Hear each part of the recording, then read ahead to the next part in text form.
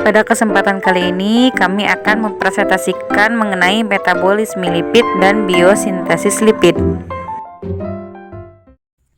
Yang pertama, pengertian lipid.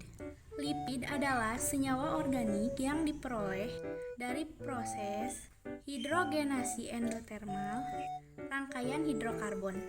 Tidak larut dalam air, tetapi larut dalam etanol, ether, dan kloroform.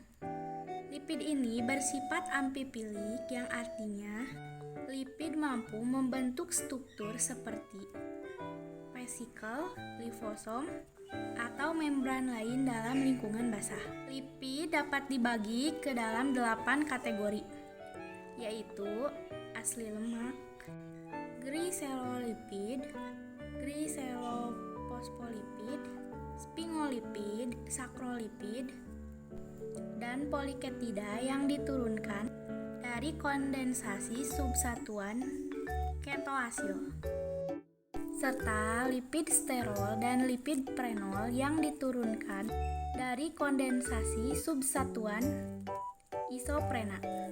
Dan yang selanjutnya yaitu fungsi lipid. Lipid mempunyai banyak fungsi biologis, yakni menyimpan berbagai energi dan berfungsi sebagai komponen membran seluler dan lipoprotein. Hanya saja, kebanyakan bentuk lipid atau lemak merupakan molekul kompleks yang harus menjalani proses metabolisme sebelum digunakan. Metabolisme lipid memungkinkan organ tubuh untuk menggunakan energi atau untuk menyimpan energi pada adiposa atau lemak tubuh. Metabolisme lipid itu terbagi menjadi 3 jalur. Jalur yang pertama yaitu jalur eksogen, yang artinya metabolisme lemak di dalam usus halus. Jadi, trigliserida dan kolesterol dalam usus halus itu akan diserap ke dalam enterosit mukosa usus halus. Trigliserida akan diserap sebagai asam lemak bebas dan kolesterol sebagai kolesterol. Di dalam usus halus, asam lemak bebas akan diubah lagi menjadi trigliserida, sedangkan kolesterol akan diesterifikasi menjadi kolesterol ester. Dan keduanya itu bersama dengan fosfolipid dan apoprotein akan membentuk lipoprotein yang disebut yaitu kilomikron. Kilomikron itu akan masuk ke dalam saluran limfe melalui ductus thoracic dan akan masuk ke dalam aliran darah. Trigliserida dalam kilomikron itu akan terhidrolisis oleh enzim lipoprotein lipase yang berasal dari endotel menjadi asam lemak bebas. Asam lemak bebas inilah dapat disimpan sebagai trigliserida kembali di jaringan lemak atau adiposa. Apabila dalam jumlah banyak, sebagian akan diambil oleh hati sebagai bahan untuk membentukkan trigliserida hati.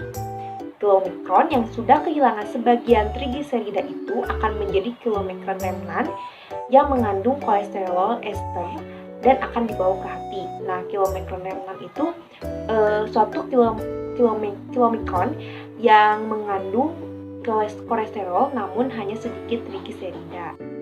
Metabolisme lipid pada jalur yang kedua yaitu jalur endogen, yang artinya metabolisme lemak dari hati ke sirkulasi darah. Trigliserida dan kolesterol yang disintesis di hati dan disekresi ke dalam sirkulasi sebagai lipoprotein VLDL atau Very Low Density Lipid.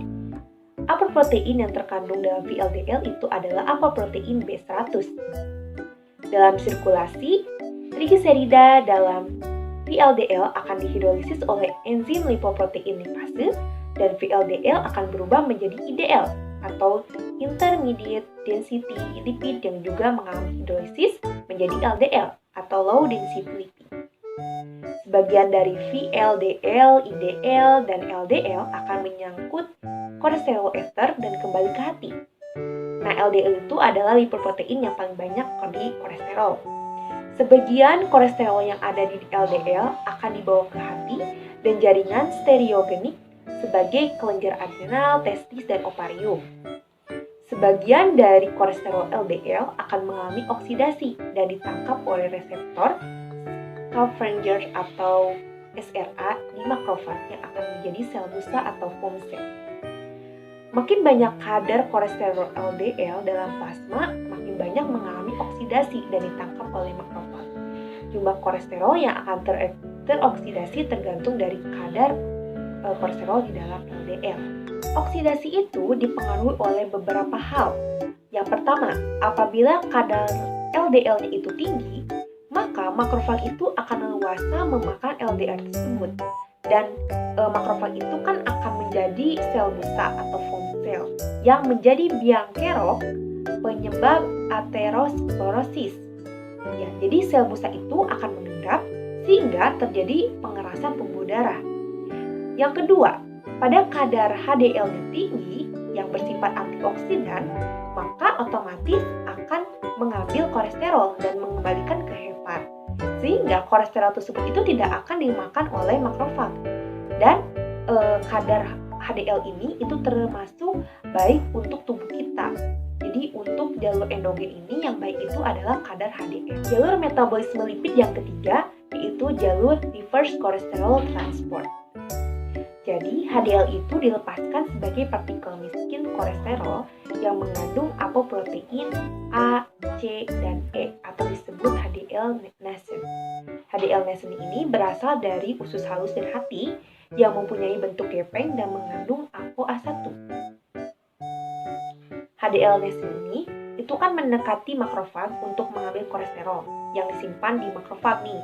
Nah, setelah mengambil kolesterol dari makrofag, maka HDL ini akan berubah menjadi HDL dewasa yang berbentuk bulat. Nah, agar dapat diambil oleh HDL nascent, kolesterol bebas itu di bagian dalam makrofag itu harus dibawa ke permukaan membran sel makrofag oleh suatu transporter yaitu ABC1. Setelah mengambil kolesterol bebas dari makrofag, kolesterol bebas ini tuh akan diesterifikasi menjadi kolesterol ester oleh enzim LCAT. Selanjutnya, sebagian kolesterol ester ini yang dibawa oleh HDL akan mengambil dua jalur. Jalur yang pertama yaitu jalur ke hati, ditangkap oleh scavenger reseptor class B tipe 1 yang dikenal SRB1. Sedangkan pada jalur yang kedua yaitu kolesterol ester dalam HDL yang dipertukarkan dengan gliserida dalam VLDL dan IDL dengan bantuan kolesterol ester transport protein atau CETP. Dengan demikian, fungsi HDL itu sebagai penyerap kolesterol dari makrofag mempunyai dua jalur, yaitu langsung ke hati dan tidak langsung ke hati, namun melalui VLDL dan IDL untuk membawa kolesterol tersebut ke dalam hati. Baik, untuk yang selanjutnya itu biosintesis asam lemak. Rentang ukuran dari asam lemak adalah C12 sampai dengan C24. Ada dua macam asam lemak, yaitu yang pertama asam lemak jenuh, yang kedua ada asam lemak tak jenuh. Yang pertama asam lemak jenuh atau saturated fatty acid, yaitu asam lemak ini yang tidak memiliki ikatan rangkap. Sedangkan asam lemak tak jenuh atau unsaturated fatty acid yaitu memiliki satu atau lebih ikatan rangkap. Untuk strukturnya dapat dilihat ada yang saturated fatty acid dan ada yang unsaturated fatty acid. Pada hakikatnya, sintesis asam lemak berasal dari asetil CoA. Reaksi awal adalah karboksilasi asetil koenzim A menjadi malonyl koenzim A. Reaksi ini melibatkan HCO3 dan energi dari ATP. Dalam sintesis malonyl koenzim A ini, malonyl koenzim A karboksilase yang mempunyai gugus prostetik biotin bekerja sebagai katalis. Untuk bisa bereaksi antara asetil CoA dan malonyl CoA itu dibawa oleh suatu zat yang disebut sebagai ACP atau asil karya protein. Jadi artinya protein yang mengikat asil untuk saling berikatan.